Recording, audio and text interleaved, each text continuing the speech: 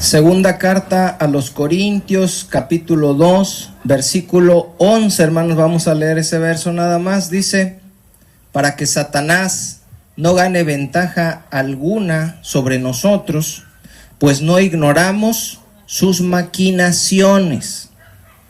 La semana pasada terminamos nuestro estudio con la segunda parte de la oración modelo, mejor conocida como el Padre Nuestro. Y la última parte que vimos de la oración fue la frase: y no nos metas en tentación, ¿se acuerdan? Mas líbranos del mal. Dijimos que esta frase reconoce la maldad que hay en nosotros a pesar de la naturaleza que hemos recibido por parte del Espíritu Santo. Y reconoce también que tenemos un enemigo que quiere destruirnos, porque esa frase se puede traducir como líbranos del maligno. Pero Dios, dijimos, es más poderoso y Él nos puede librar del maligno, porque suyo es el poder y la gloria por los siglos de los siglos. Amén. Así terminamos, hermanos. Bueno, ahora yo les hago una pregunta: ¿cómo es que Dios nos libra del maligno?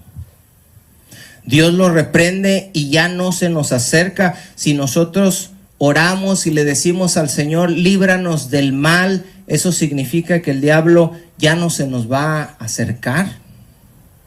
Y de ser así, ¿por qué Pedro escribe en su primer carta, capítulo 5, versículo 8, a la iglesia y les dice: sed sobrios y velad, porque vuestro adversario el diablo, como león rugiente, anda alrededor buscando a quien devorar? ¿Por qué Pedro les dice eso a la iglesia si simplemente tenemos que orar y decirle al Señor: líbranos del maligno? Y ya no tenemos de qué preocuparnos. No entendemos cómo es que nos va a librar, no nos queda muy claro de qué manera nos libra, porque tampoco tenemos muy claro de qué manera nos ataca. La Nueva Traducción Viviente traduce: sed sobrios y velad, y dice: estén alerta. Esto significa velad. Cuídense. Esto es lo que significa ser sobrios. Cuídense de su gran enemigo, el diablo, dice Pedro. Ahora, el que nuestro Dios sea mucho más grande y poderoso que Satanás no quita que nos tenemos que cuidar de nuestro enemigo, porque él anda al acecho, anda como un león buscando a quien devorar. Ahora, yo les pregunto: ¿ustedes han visto en la noche, por ejemplo, mi suegra, que vive ahorita sola, ha visto en la noche allá en la Bellavista rondando al diablo su casa? No lo ha visto. Ella allá en el Carmen, nuestra hermana Dora, Mari Carmen, Don Isidro, han visto ahí, aunque sea una sombra ahí por las ventanas, ¿verdad?, que de repente alcanzaron a ver que anda alguien rondando sus casas. No, yo tampoco lo he visto ahí en el centro. Ahora, si yo les pregunto, estos últimos días, pónganse a pensar cada uno en su vida, en estos últimos días, ¿los ha atacado el diablo? Pues de repente van a decir: pues no. O a lo mejor sí, ¿verdad? Pero pueden decir: pues no, el diablo así no me ha salido a mí. Como consecuencia, fíjense bien, muchos llegan a pensar que lo que dice este verso es mentira. Nadie te está acechando, nadie te está atacando, nadie te quiere hacer ningún mal. Incluso llegan a pensar que el diablo no existe y que es solo un invento de la religión para echarnos miedo. Y dicen: no hay que estar alerta, ni hay que cuidarnos de nada, no hay que ser sobrios ni velad. Pero resulta que eso es precisamente lo que el diablo quiere que ustedes crean. Y por eso fue necesario que el apóstol Pedro le escribiera a la iglesia y los exhortara diciendo: estén alerta, cuídense. Y esa alerta es para nosotros. No se duerman. Y estoy hablando metafóricamente, hermanos, porque es a lo que se refiere la Biblia cuando dice velad. Porque luego dice, no, la Biblia dice que hay que velar, toda la noche vamos a estar orando ahí en el culto, en el templo, y no vamos a dormir. No se refiere a eso la palabra, hermanos. Se refiere a que estés atento, a que no te confíes, a que no te descuides, porque tienes un enemigo real que va a tratar de destruirte. Ahora la pregunta es, ¿cómo? ¿Cómo va a tratar de destruirme? ¿Cómo me acecha? ¿De qué me cuido? ¿De qué manera? ¿Y cómo Dios me va a librar del maligno? Pablo le dijo a la iglesia, a los corintios, en el texto que leímos ahorita, pues no ignoramos sus maquinaciones, sus planes. No ignoramos cómo trabaja. No ignoramos de qué manera nos ataca.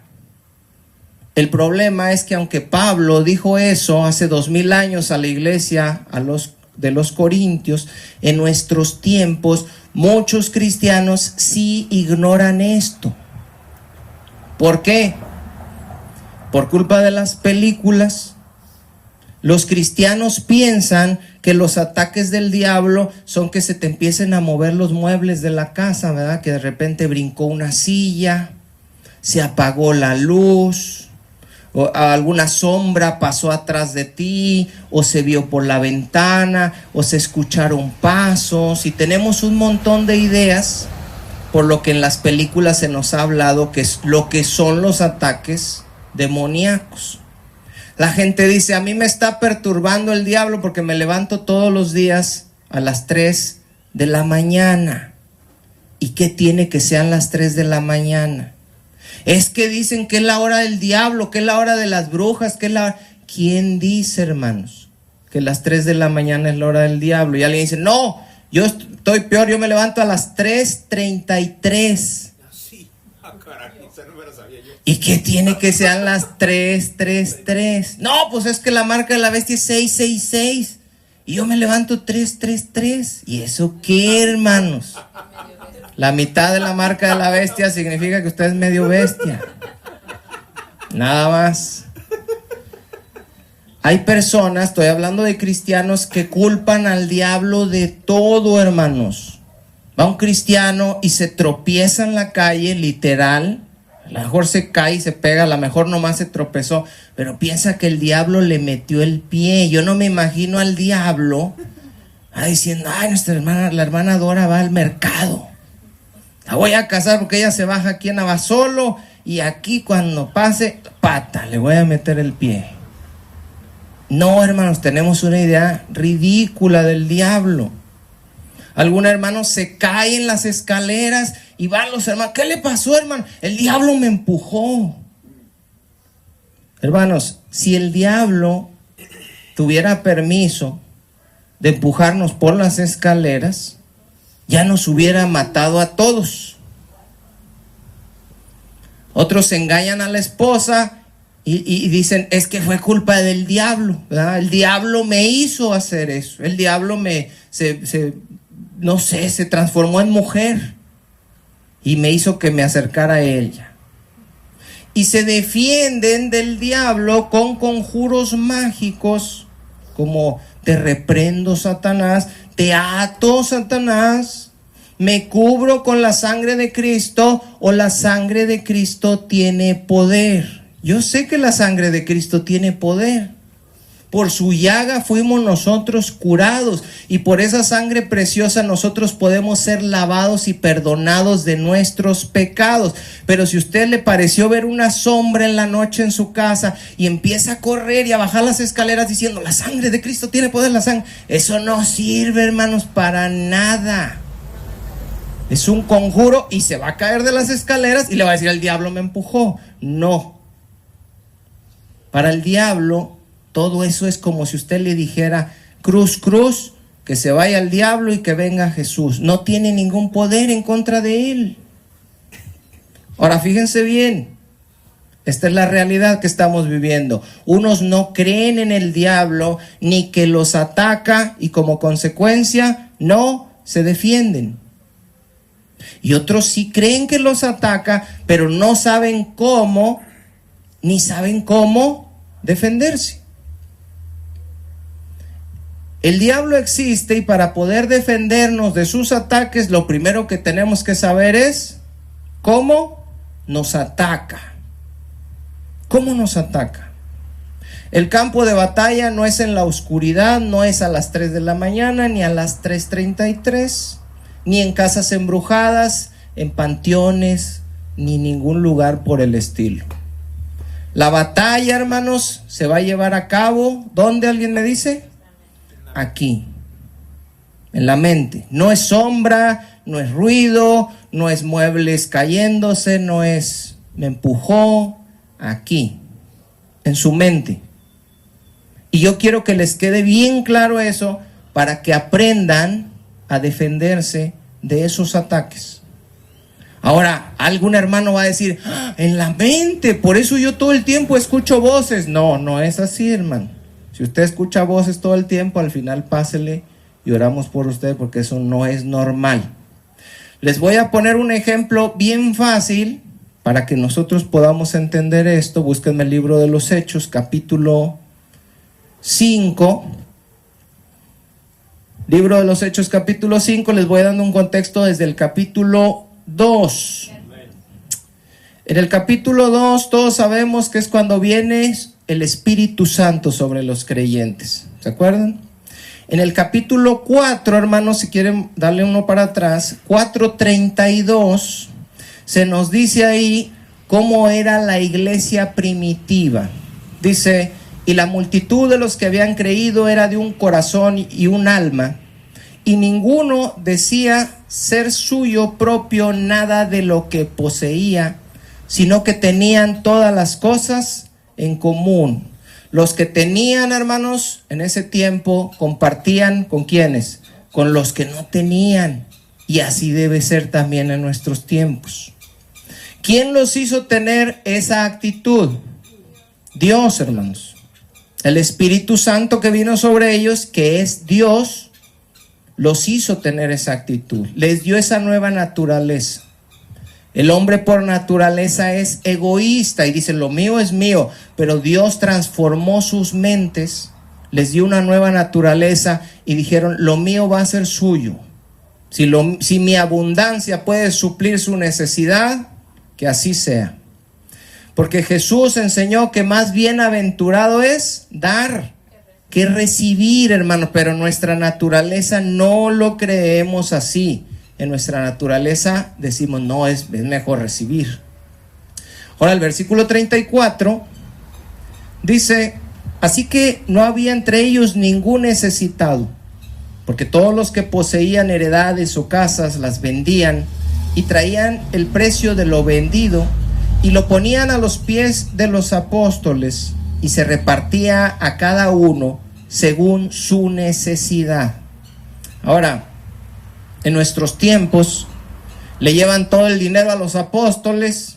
¿Y qué hacen los apóstoles? Se embolsan todo, hermanos. Por cierto, ya no hay apóstoles. Todo el que yo soy apóstol, usted es mentiroso. No hay apóstoles ya, pero eso es otro tema. Esto de vender su heredad y llevarle el dinero a los apóstoles para que fuera repartido a la iglesia no fue algo que hizo uno o dos hermanos, sino que fueron muchos. Era un sentimiento que Dios les había puesto de manera general. Pregunto otra vez, ¿quién los hizo hacer eso? Dios, hermanos. Dios los hizo y les dijo, vende esto y repártelo, y el que tiene, que le dé al que no tiene, y tengan en común todas las cosas, no sean egoístas.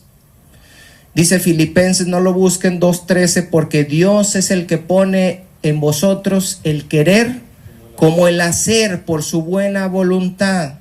Dice Efesios 2:10, porque somos hechura suya, creados en Cristo Jesús para buenas obras, las cuales Dios creó de antemano para que anduviésemos en ellas. Entonces, Cuando hacemos estas obras, la gloria no es para nosotros, porque no surgieron de nosotros, la gloria es para Dios. Ahora, fíjense bien, todos hemos experimentado, no me van a dejar mentir, y en ocasiones decimos, voy a hacer esto o voy a dar esto a tal persona, porque Dios, ¿qué decimos? Lo puso en mi corazón. No sabemos explicarle al mundo, pero sí podemos saber entre nosotros que hemos sentido eso. Y decimos, Dios me puso en mi corazón hablarle esta palabra a esta persona. Dios me puso en mi corazón buscar a esa persona. Dios me puso en mi corazón, como en una ocasión que estaba yo orando. Y de repente me dice Dios, doña Norma. Y yo termino, me paro y voy y le marco. Y me dice, Edgar, estoy desesperado, le estoy orando a Dios y le estoy diciendo que si ahí está, me hable. Y me dice así, hermano, y yo le digo, y fui y la visité, y le digo, es Dios. Y dice, yo sé que fue Dios el que te mandó, yo sé que fue Dios el que te dijo, porque Dios lo pone en nuestro corazón. Es algo que sabemos que no procede de nosotros, no tenemos esa capacidad nosotros para saber esas cosas. Ahora, cuando nosotros decimos, Dios lo puso en mi corazón, pregunto, ¿vimos a Dios? ¿Escuchamos su voz? No. No nos dio instrucciones así, vas a ir y vas a, como en Ananías, ¿verdad? Que le dice, vas a ir a la calle derecha y vas a orar. No es así con nosotros. Sin embargo, sabemos que es real. Bueno, eso era lo que estaba pasando en aquellos días con los hermanos ahí en el libro de los Hechos. Ahora, en el capítulo 5, versículo 1, fíjense bien lo que dice. Pero cierto hombre llamado Ananías, con Safira su mujer, vendió una heredad. Ananías le dijo a Safira, oye, Dios puso en mi corazón que vendiéramos esta heredad y que le lleváramos el dinero a los apóstoles. ¿Cómo ves? Y dijo, sí, yo estoy de acuerdo. Pero una vez vendida, hermanos, y con los billetotes en la mano, Ananías fue atacado por el diablo. Ahora fíjense bien, Ananías no vio al diablo, por eso les decía a ustedes, lo han visto rondar en sus casas, no lo van a ver. Ananías no lo escuchó, ustedes no han oído en la noche que les dice el diablo, hey, ven, no lo van a oír tampoco. Pero comenzó a pensar ciertas cosas, por eso les digo que los ataques que él da son en nuestra mente. Y empezó a pensar como si el diablo le hubiera dicho, oye Ananías, y Ananías contando, 3, 4, sí, ¿vas a dar todo ese dinero? Y el 5, sí. Pues sí, es mucho, ¿ah? Sí, es bastante. ¿Y por qué lo vas a dar, Ananías? Pues es que para si hay necesidades ahí en la iglesia. Ah, ¿y qué tal si por andar dando, después a ti te hace falta? Y cuando tú quieras no te dan. Mira, Ananías, yo te aconsejaría, imagínense, hermanos, te voy a dar un consejo, Ananías, porque tú no sabes mucho de administración, yo te voy a aconsejar algo. Sí, dale, iglesia, está bien, pero lleva una parte nada más, no lo lleves todo. Y Ananías, hermanos, acá en su mente, contando el dinero, cambia el propósito, la intención que Dios ya le había puesto en su corazón, por lo cual había ido a vender el terreno y sustrae del dinero. Y dice el versículo 2, y sustrajo del precio, sabiéndolo también su mujer. Fíjense bien, hermanos. Esto está puesto como ejemplo para demostrar cómo el diablo aquí engañó a esta pareja, al igual que engañó a la primer pareja. ¿Se acuerdan? Adán y Eva. Nada más que ahí la serpiente estaba ahí, Eva la vio, oyó su voz, ahora ya no lo vemos, ahora ya no lo oímos, pero nos persuade de la misma manera en nuestra mente. Dice, y trayendo solo una parte, la puso a los pies de los apóstoles. Ahora, se entiende que llegó con Pedro y le dijo, mira Pedro, Dios puso en mi corazón vender una heredad, ya la vendí, aquí está todo el dinero. Versículo 3, y dijo Pedro, Ananías, ¿y qué le dijo Pedro, hermanos? ¿Por qué llenó Satanás tu corazón? Ojo con esto, hermanos, es muy importante. No se me desvíen en la carne y que el diablo no les diga ahorita, está hablando de dinero, está hablando de dinero y de vender casas, ponte abusado, se me hace que ya se corrompió. No digan al diablo, hágase para allá, déjame poner atención. Sí, porque no falta el que diga, no va a querer que vendamos las casas. No, hermanos, no quiero que vendan nada. Ananías, ¿por qué llenó Satanás tu corazón? Fíjense bien lo que les voy a decir. Puede ser que en alguna área, no sé cuál, porque depende cada uno, ustedes, solo Dios conoce sus corazones, pero puede ser que el diablo te haya engañado y tengas lleno tu corazón de algo que el diablo te puso ahí. Puede ser. Ahora, ¿de qué le llenó el corazón? De avaricia, de codicia, de hipocresía, porque quería verse como alguien que daba igual, ¿verdad?, que en el capítulo 4, de, ¿qué más?, de vanagloria, de mentira. Y Pedro le dice, ¿por qué llenó Satanás tu corazón? Para que mintieses, ahí está el pecado, al Espíritu Santo y sustrajeses del precio de la heredad. El apóstol Pedro, por el Espíritu Santo, sabía exactamente lo que le había pasado a Ananías. El Espíritu Santo le dijo, mira Pedro, ahí viene Ananías, y todavía Ananías ni llegaba. Llega Ananías, sí, ahí viene Ananías, y el Espíritu Santo le dijo, te va a decir que vendió una heredad y que aquí está todo, pero no es todo. Y Pedro ya sabía, hermanos. Y cuando llegó le dice, ¿por qué llenó Satanás tu corazón para que le mintieses al Espíritu Santo? Ahora, yo me imagino a Ananías, pónganse ustedes tantito en los zapatos de Ananías, y yo les digo, ¿por qué dejaste que el diablo llenara tu corazón? Y Ananías a lo mejor dice, ¿de qué habla Pedro? Ya se volvió loco Pedro. Que el diablo, ahorita que llegue le voy a contar a Zafira, que dice que el diablo, ¿por qué dice Pedro? Imagínense a Ananías pensando, ¿por qué dice Pedro que el diablo llenó mi corazón? Yo no hablé con Satanás, el diablo no me dijo nada. Pero Pedro, por el Espíritu Santo, sabía lo que había pasado. Satanás significa el adversario o el que se opone. Ahora yo les pregunto, hermanos, ¿a qué se opone? A Dios. A la voluntad de Dios. Dios le puso a Ananías dar, y el diablo, ¿qué hizo? Le quitó la intención de lo que iba a dar. Eso es todo.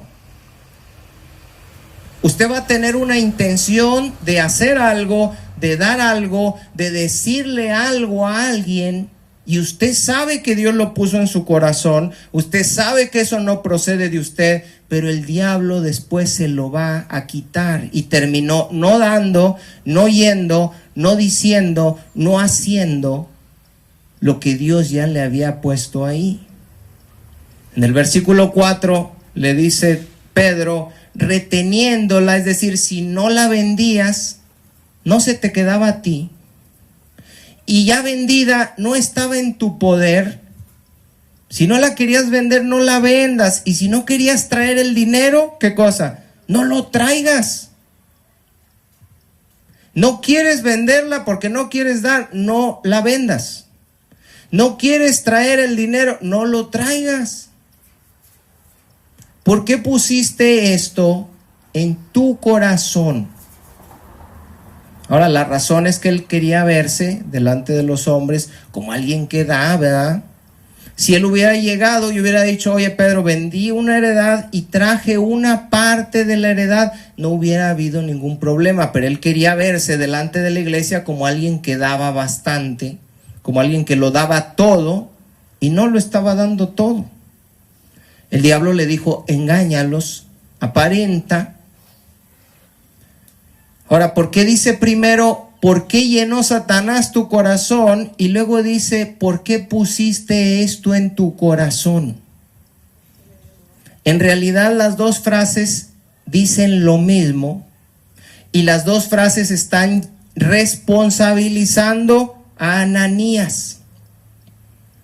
Primero le dice, ¿por qué has permitido que Satanás llenara de esto tu corazón? Satanás influenció a Ananías para que Ananías hiciera algo, pero Satanás no lo obligó, como en el jardín del Edén. Satanás influenció a Eva para que viera, codiciara, tomara, comiera, pero Satanás no lo obligó a hacer absolutamente nada, no la obligó, perdón, y lo mismo hace contigo. Tú eres responsable de lo que haces. El diablo nada más te tienta apelando a tu maldad. Ahora,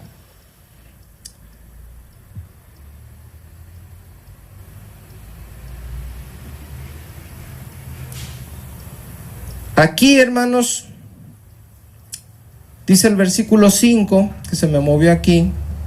Al oír a Ananías estas palabras, cayó y expiró. Ananías se murió. Y vino un gran temor sobre todos los que lo oyeron. A ver, fíjense bien, les voy a hacer una pregunta, a ver qué tan buzos están y para que despierten. Ananías era un creyente verdadero. ¿Se murió y se fue con el Señor, sí o no? ¿Quién más dice? César dice que sí, hermano Alberto que no, hermana Jenny que no, Clarice no, ¿quién más? ¿Tú sí? ¿Quién dice sí o no? Sí, fíjense. ¿Por qué pensamos que no? Porque mintió. Ajá. ¿Y nosotros no mentimos? Sí, pero todavía nos da chance de Dios de arrepentirnos y él ya no tuvo chance. Así es. Ahora, en 1 Corintios 11:29, si quieren buscarlo, 1 Corintios 11:29, aquí está hablando de cómo tomaban la cena del Señor los creyentes. 1 Corintios 11:29, ¿la hallaron? Amén. Dice, porque el que come y bebe indignamente sin discernir el cuerpo del Señor, juicio come y bebe para sí, por lo cual hay muchos enfermos y debilitados entre vosotros, y muchos duermen. Y ese duermen es que se murieron. Eran creyentes verdaderos, estaban debilitados, estaban enfermos, y otros ya se habían muerto, como un juicio de Dios. Y fíjense lo que dice ahora, porque dice, ahorita comenta el hermano Alberto, no nos daría chance de arrepentirnos. 31. Si pues, dice, nos examinásemos a nosotros mismos, no seríamos juzgados. Dios juzgó a Ananías, Dios juzgó a estos hermanos que tomaban mal la cena del Señor, y dice Pablo, si nosotros nos examinásemos a nosotros mismos, no tendríamos que pasar por esos juicios. Mas siendo juzgados, en este caso enfermedad, debilidad o muerte como la que le vino a Ananías y a Zafira, mas siendo juzgados somos castigados por el Señor, ¿qué dice? Para que no seamos condenados con el mundo. De manera que morían pero eran salvos. Era una disciplina del Señor para que, como en el Antiguo Testamento, al escucharlo, los demás tuvieran temor. Ahora, poniendo este ejemplo, les vuelvo a preguntar, ahora ya con las cosas un poco más claras, y les digo, ¿a ustedes nunca los ha atacado el diablo? Sí. Porque a mí sí. Siempre, yo creo. Y bastante. Y me pasó en una ocasión que yo estaba separando el diezmo hace muchos años, y yo diezmaba 20, 30, 50, 100, 150, 200. Pasa nada, como si nada, hermanos.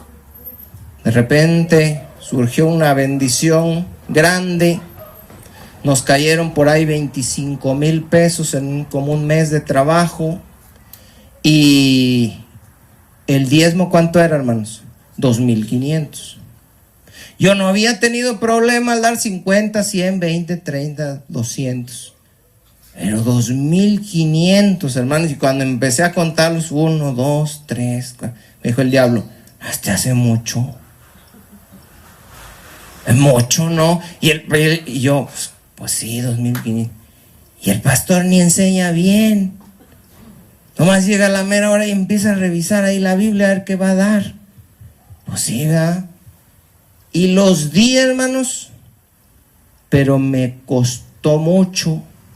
No los di con alegría, y después de eso fuimos disciplinados 2 años. 2 años. ¿Por qué? Porque Dios pone en tu corazón que hagas algo y luego te corrompes, hermano. Y con 2,500, dijo el Señor, ¿cuándo te voy a dar 1,000,000 de pesos y 2,500 no los puedes dar? Te corrompiste, ya te pesó. El diablo vino y te quitó.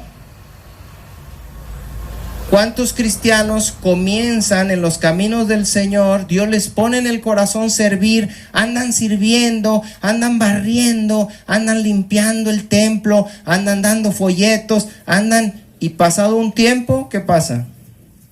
Ya nada. ¿Quién les quitó la intención? Dios pone en tu corazón dar algo y dices, voy a dar algo, y luego pasa algo, cambias de humor, cambian las situaciones y dices, no, ya no lo voy a dar. O terminas dando solo una parte. ¿Cuántos cristianos, hermanos, cuando recién conocen al Señor, dan con gran abundancia y pasado el tiempo, ¿qué pasa? Ya no dan. ¿Por qué?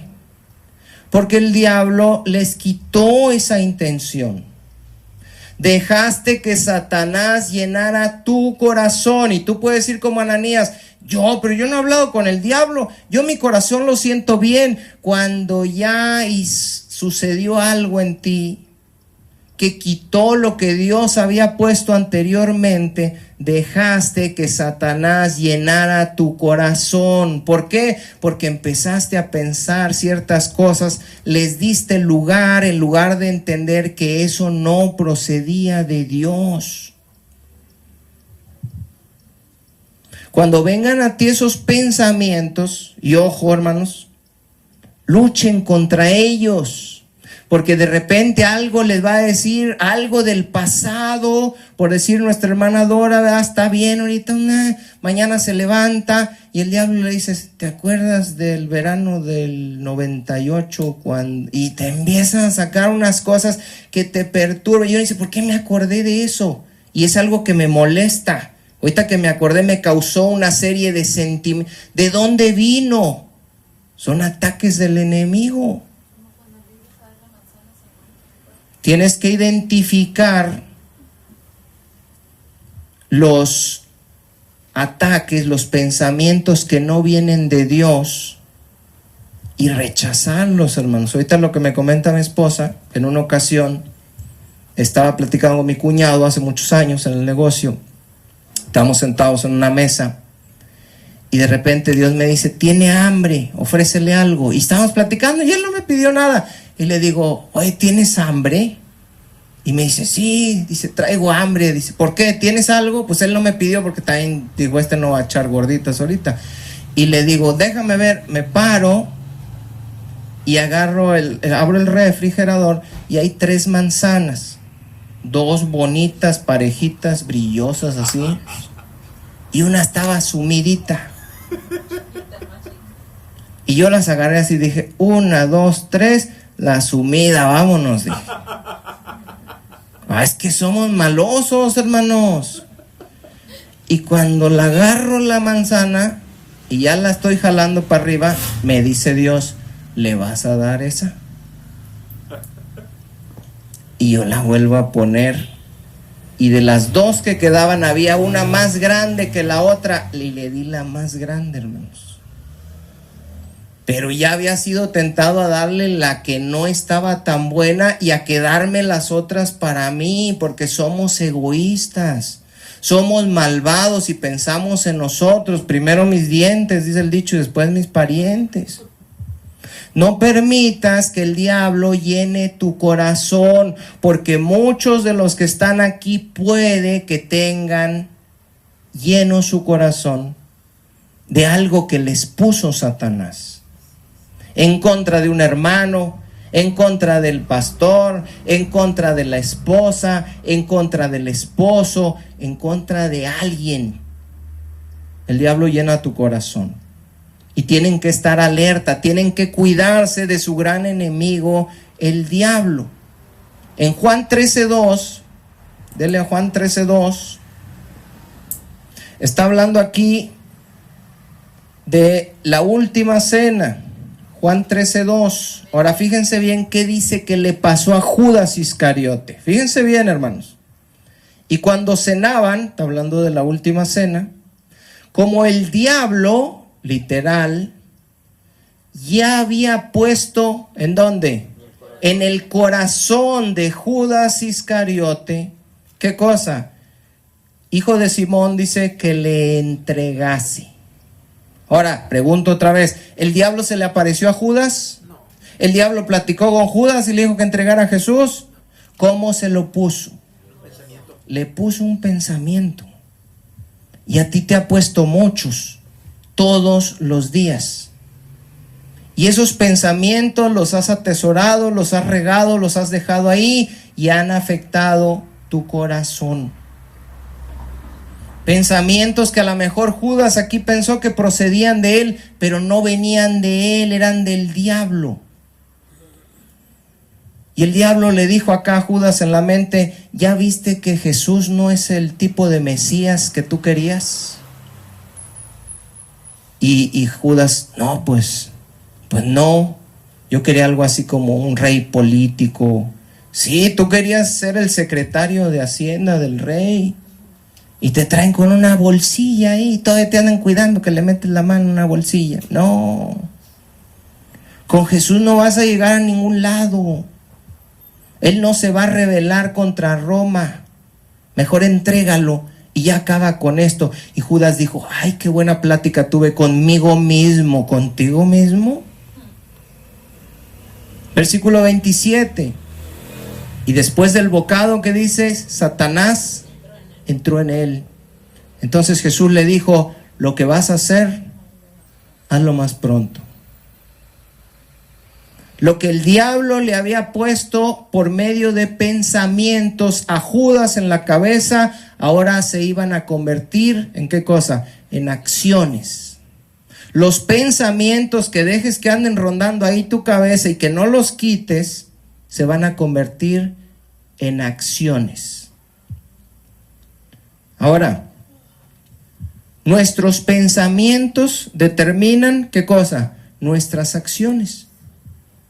Por eso la palabra arrepentimiento significa, ¿quién me dice? Cambio de mente.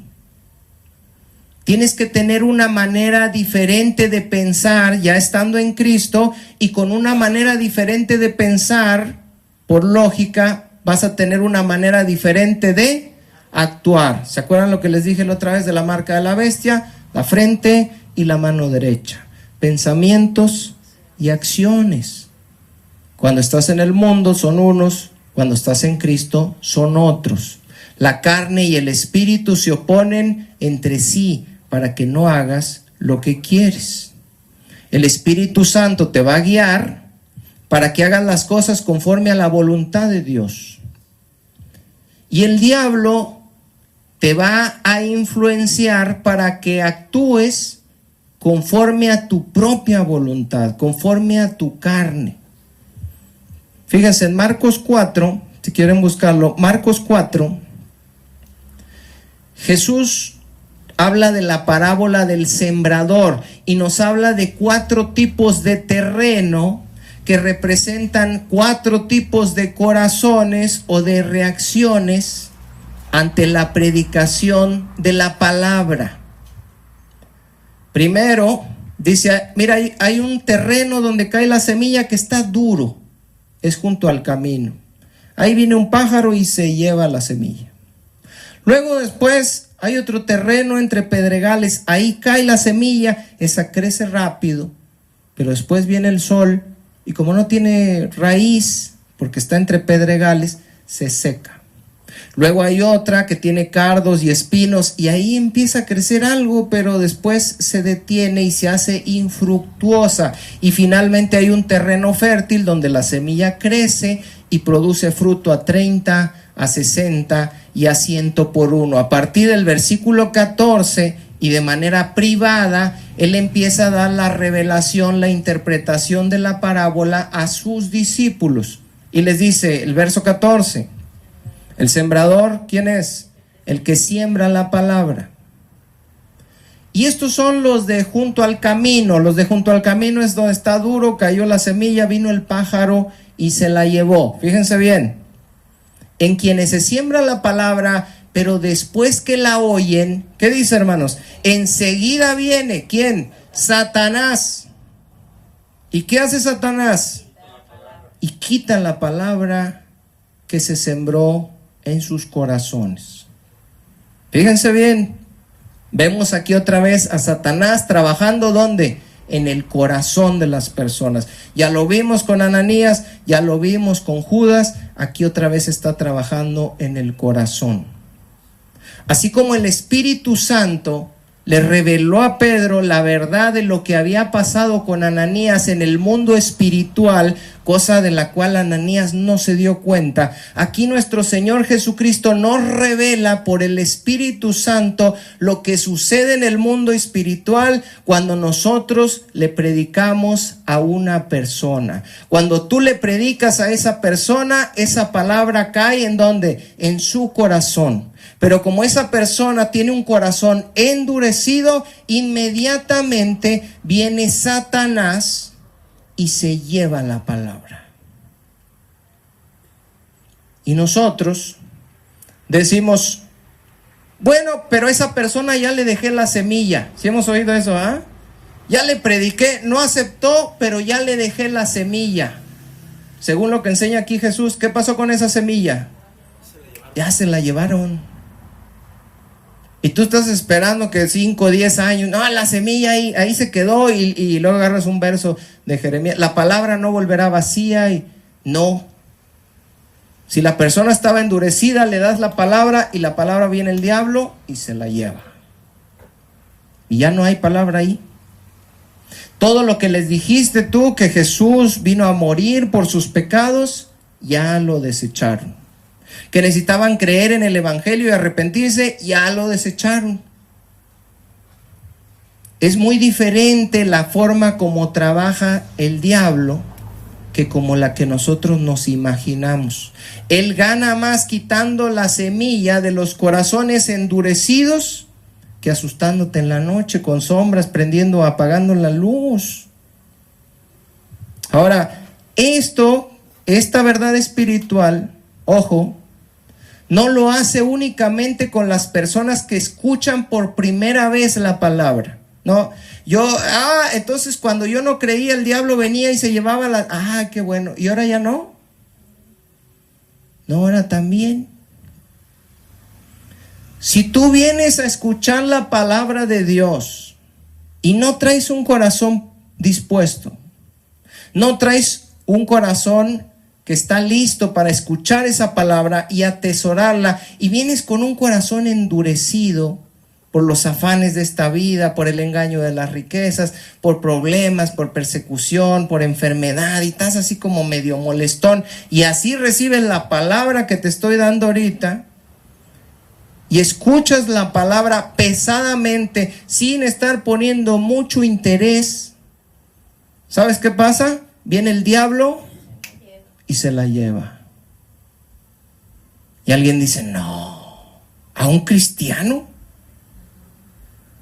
¿A un cristiano viene el diablo y le lleva la palabra? ¿Qué clase de doctrina está enseñando ese hermano? Pero a la mayoría de los cristianos les preguntas, ¿de qué predicaron la semana pasada? ¿Me puedes compartir? ¿Y qué dicen los hermanos? Ya no me acuerdo. Ay, ¿qué crees que pasó? Es que tengo muy mala memoria, sí, para lo que te conviene, ¿verdad? Pero para reclamarle al viejo del pasado, hasta fotográfica. Tengo muy mala memoria. ¿Tendrán muy mala memoria los hermanos que se les olvidó en una semana de lo que predicaron? No. Escucharon con un corazón endurecido, escucharon pesadamente con los oídos. Y el mismo diablo que le anda quitando al mundo la palabra de Dios para que no vengan al conocimiento de la voluntad de Dios en Cristo Jesús, le quita a los cristianos la palabra de Dios para que no crezcan y para que no den fruto. Busca a toda costa quitar del corazón la palabra de Dios que fue sembrada. Dice Mateo 13:15, porque el corazón de este pueblo se ha engrosado y con los oídos oyen pesadamente y han cerrado sus ojos. No está hablando del mundo, está hablando del pueblo de Dios, para que no vean con los ojos, ni oigan con los oídos, y con el corazón entiendan y se conviertan y yo los sane. Debemos cuidar, hermanos, que nuestro corazón esté limpio, libre de todo ataque del enemigo. Por eso dice Proverbios 4:23, si quieren buscarlo, hermanos, ahí vamos a terminar. Proverbios capítulo 4, versículo 23, me dicen con un amén cuando lo encuentren, hermanos. Amén. Sobre toda cosa guardada, guarda tu corazón, porque de él mana la vida. La Nueva Traducción Viviente dice, sobre todas las cosas, cuida tu corazón.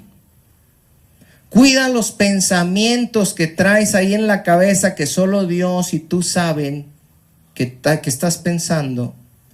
Porque dice, hablando del corazón, determina el rumbo de tu vida.